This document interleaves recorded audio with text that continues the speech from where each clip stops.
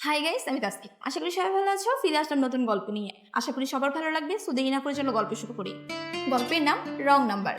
ঢাকার এক নির্জন দুপুর। নীলার হাতে মোবাইল ফোনটা ছিল, কিন্তু মুডটা ভালো ছিল না। হুট করেই তার মনে হলো একটা নাম্বার ডায়াল করি। কোনো উদ্দেশ্য ছিল না, শুধু যেন নিজেকে একটু ভিন্ন কিছুতে জড়িয়ে ফেলা।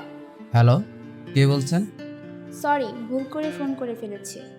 না না, কোনো সমস্যা নেই। আপনি ঠিক আছেন? এভাবেই শুরু হয়। প্রথম দিন কেবল কয়েক সেকেন্ড, পরের দিন 2 মিনিট, তারপর আস্তে আস্তে প্রতিদিনই কথাবার্তা লাগলো। সেই ছেলেটার নাম আরাফ, খুলনায় থাকে, আইটি কোম্পানিতে চাকরি করে। নীলা ভাবতেই পারেনি একটা রং নাম্বার এমন একটা সম্পর্কে শুরু হতে পারে। কথার ফাঁকে ফাঁকে জানা গেল আরাফ খুব সৎ আর মজার মানুষ।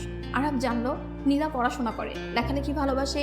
দিনের পর দিন রাত যখন চারপাশে ঘুমিয়ে পড়ে, তখন তারা দুজন জেগে থাকে ফোনেরও পাশে। একদিন নীলা জিজ্ঞাসা করলো, তুমি কি কখনো ভেবেছো আমাদের দেখা হবে?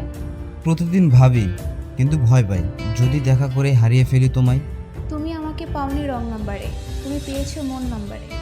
অনেক সাহস সঞ্চয় করে তারা দেখা করলো।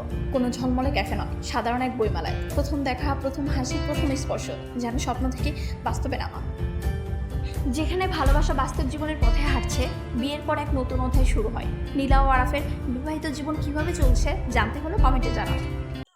গল্পটি ভালো লাগলে লাইক, কমেন্ট, শেয়ার দিতে ভুলো না। আর হ্যাঁ, নতুন নতুন ভিডিও পেতে চ্যানেলটি সাবস্ক্রাইব করে পাশে থেকো। আজকের মতো এখানেই বিদায় নিচ্ছি। ফিরে আসবো নতুন করে গল্প নিয়ে। সে পর্যন্ত সবাই ভালো থেকো।